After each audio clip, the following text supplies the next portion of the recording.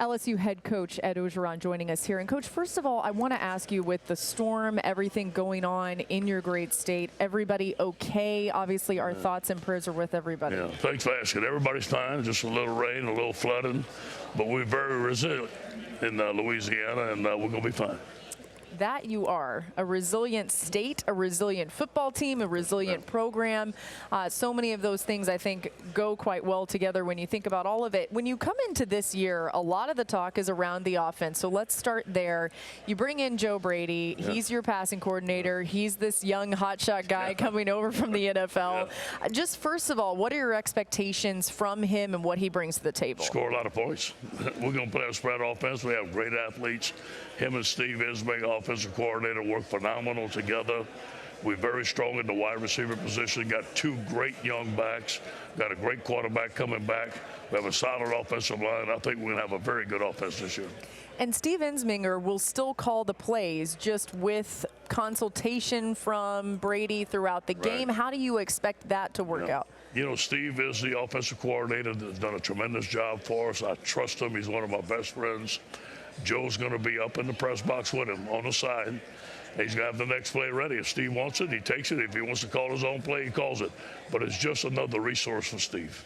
It's interesting that you'll have both those guys up in the press box. Yes. And that seems to be something you can do with the luxury of a guy like Joe Burrow, who is a more veteran quarterback. Your expectations for Joe going into this season, I know they're high, but he's earned that as well. Yeah, you know, to continue to lead the way he's leading, make improvements, adjust our offense on the line of scrimmage, get us in the best play possible.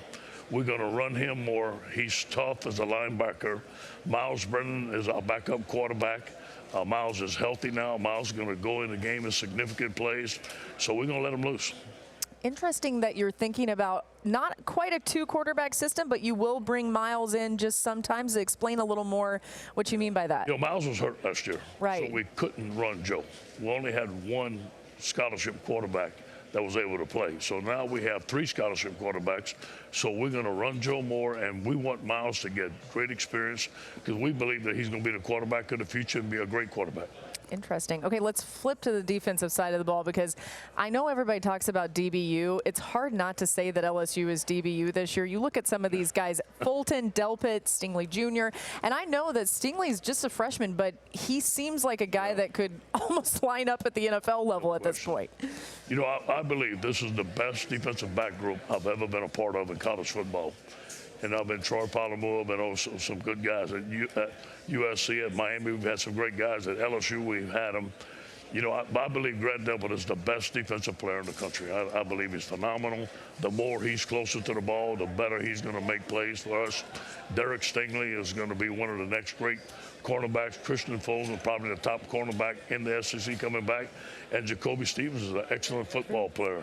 And then we have Marcel Brooks, an excellent young freshman that is fast, can hit, is tough. We have Todd Harris who can back those guys up. We're loaded in the secondary. Yeah, you kind of can't help but go through the depth chart there with those guys. It looks really good. Coach, you look really tan. I've just got to ask, have you been on the beach, or where have you been here lately? Me and my wife, Kelly, we spent 9 days, beautiful days on Miami Beach. We got us a hotel, we got us a chair on the beach, and we didn't move except to go eat. We had a phenomenal time. You guys shared the same chair, or you got two different chairs? Well, it all depends what time of day it was. I love it.